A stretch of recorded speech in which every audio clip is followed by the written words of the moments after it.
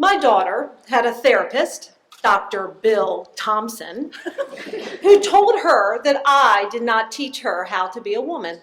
It's true that when Lydia was born, I vowed she would be free, unencumbered by society's standard of beauty.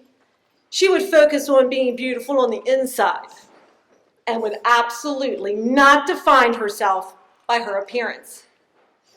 When she was little, I never combed her hair. Never might be a bit of an exaggeration, but suffice it to say, she never wore pink bows. I swelled with pride at the collective gasps from the stylist at the hair cuttery as we entered. And when 5-year-old Lydia climbed into the swivel chair and the stylist pumped the seat higher and higher, Lydia held her head high, grinning as the stylist gently wove her fingers through Lydia's naturally teased hair, detangling it strand by strand. I praised Lydia for getting dirty and cheered her murky bathwater. She would stand up naked in the clawfoot bathtub, water up to her thighs, and with her small soapy hands on her pink slippery hips, she'd shout, "Look how dirty I made the water, Mommy. I played hard today." And she would march in place, churning the water until it splashed over the side of the tub, soaking my shirt and drenching my glasses as I belt out her theme song. Legs of steel, Lydia Ray, Sigismondi. Her legs are strong, her body is too. You better watch out, or she'll pulverize you. Maybe I didn't teach my daughter how to be a woman. I also declared my daughter would be fully self-expressed. She would speak her mind and know she was powerful. We often went back and forth like this. "Who are you?" "I am Lydia." "What are you going to be?" "I can be anything I want to be." And when she decided she wanted to dance naked to the song Dance in the Moonlight for preschool show and tell, I seriously considered it. I was not going to be like those other conventional mothers. And my daughter would love me for it. That was the plan. But in reality, my daughter, now 24, blames me for many of her insecurities. Couldn't you have just told me once how beautiful I was? Did I really have to have a fat ballet teacher? I admit it. I did indeed search out a ballet teacher with a gut. Lydia's big brother is 3 years older. Nick was never told to stop crying or to be a big boy.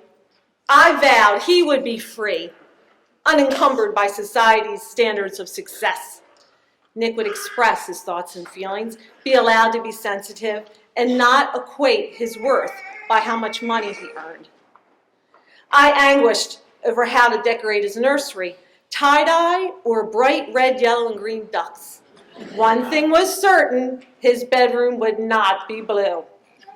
I was so proud that Nicholas referred to his father as Maudie, a combination of Mommy and Daddy. His Maudie and I were very conscious of mixing up stereotypical parental roles. We both did dishes, we both openly cried, we both gave baths, and we both cussed like sailors.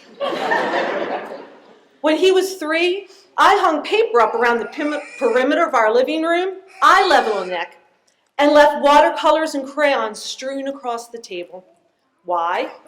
I wanted him to be able to express himself whenever he was moved to do so. And then there was the night when I passed by his bedroom and peeked in to see him lying in bed, staring up at the ceiling. I sighed, imagining he must be contemplating the meaning of life or his dreams for the future.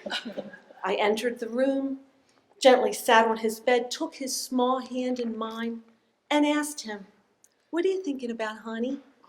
And he responded, Money.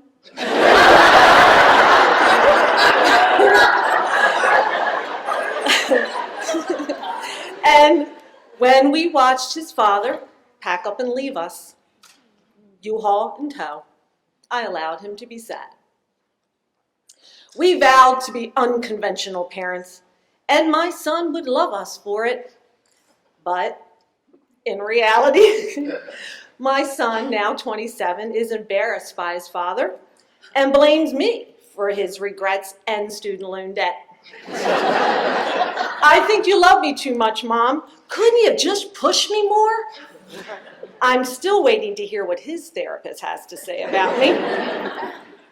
I don't know why I became such a zealot about busting down gender stereotypes and raising an empowered, self-assured daughter and a gentle, introspective son. I do know I wanted my children to have a different experience than I had. I wanted them to have the freedom to be whoever they wanted to be and not be limited in any way. I wanted them to know that they mattered.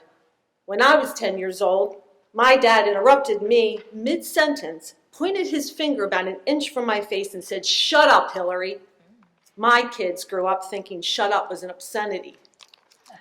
And in first grade, when Miss Wise gave me a U in conduct because I talked too much, I remember thinking, that's bullshit. You don't give a first grader a U in conduct for talking too much.